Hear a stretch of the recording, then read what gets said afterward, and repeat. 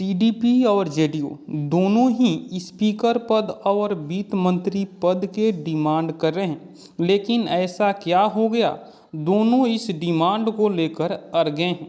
इधर नीतीश कुमार हो या उधर चंद्रबाबू नायडू हो, यह दोनों चाहते हैं कि किसी भी हाल में हमें वित्त मंत्री और स्पीकर का पद मिले। लेकिन क्यों स्पीकर और वित्त मंत्री क्यों जरूरी है टीडीपी और जेडीयू को? क्या बीजेपी पर भरोसा नहीं है?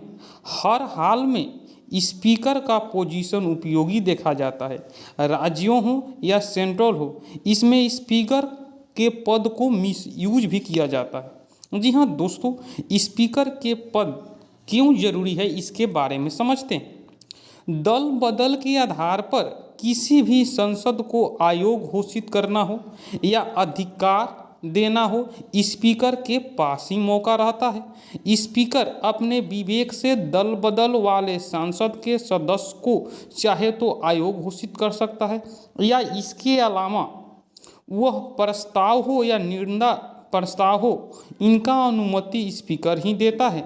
और जेडीयू और टीडीपी नहीं चाहती है कि ऐसा अधिकार बीजेपी को मिले। अगर बीजेपी को मिलेगा तो वह हमारे सांसद का दुरुपयोग करेंगे। अगर सरकार गिराना चाहे तो नहीं गिरा पाएंगे। इसीलिए ये दोनों पदों का डिमांड कर रहे हैं। वहीं स्पीकर चाहे तो किसी सदस्य को दल बदल की प्रक्रिया आसान कर सकता है, और दल बदल की कानून स्पीकर के फैसले को बदलने का अधिकार सुप्रीम कोर्ट का भी सीमित अधिकार है।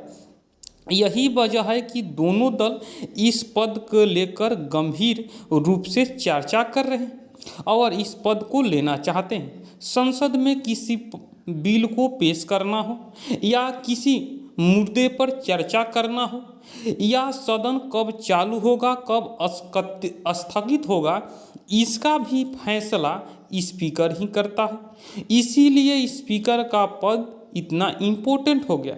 जी हाँ दोस्तों, 1998 में यही टीडीपी और यही चंद्रबाबू नायडू अटल बिहारी वाजपेयी की सरकार गिरा दी थी, और वित्त मंत्री का पद भी टीडीपी और जेडीयू क्यों लेना चाहती है।